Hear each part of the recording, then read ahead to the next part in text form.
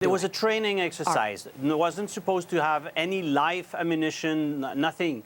It was supposed to be only dummies. And usually they are the device, but painted in blue or red if they are diffused.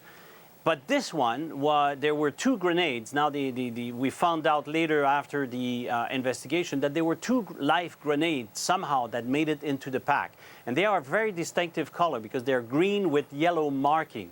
Now, a captain and a master corporal were the two instructors. They were the one picking up the device from the box, giving instruction about it, and then giving them to the cadets to circulate around and to manipulate. And at several occasions, the cadet says, "Is it safe? Can we play with it?" And we were told yes. Unfortunately, there was a live grenade in the amount of them, and one of our cadets pulled the pin. And because he was told at several occasions that it was safe, he let the lever go off. When the lever go off, the hammer goes and hit the bottom of the grenade, and you got 5 to 7 seconds max to throw the grenades. Otherwise, it will explode in your hand. That's exactly what happened to him, unfortunately. 6 cadets were killed and 54 were injured. I was one of the injured. I received shrapnels in both hands. One went through my left hand and the other one launched into my right hand and had to be removed surgically. So you had physical damage at the time. You would have seen, though, horrible things around you as that happened. Oh, it was. You can imagine the explosion inside a barrack is even worse because now the shrapnel, there is the explosion, but there's also the implosion that follows right after that.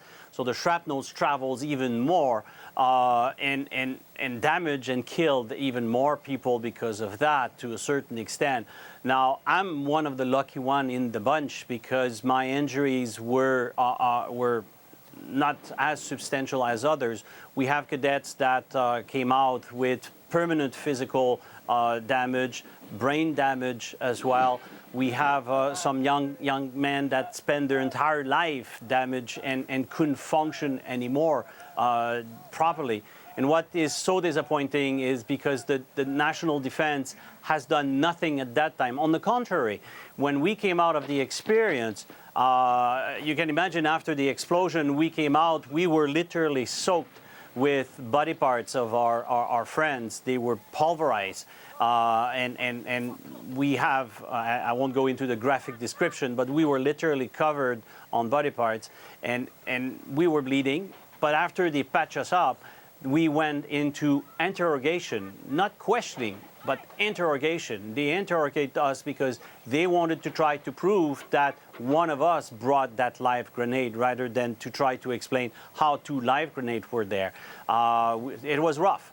And particularly because in 1974, we're only 3-4 years ago away from the October crisis in Montreal. So they suspected it could have been potentially a terrorist act, or it could have been simply a mischievous action from one of the cadets, and they wanted to prove that.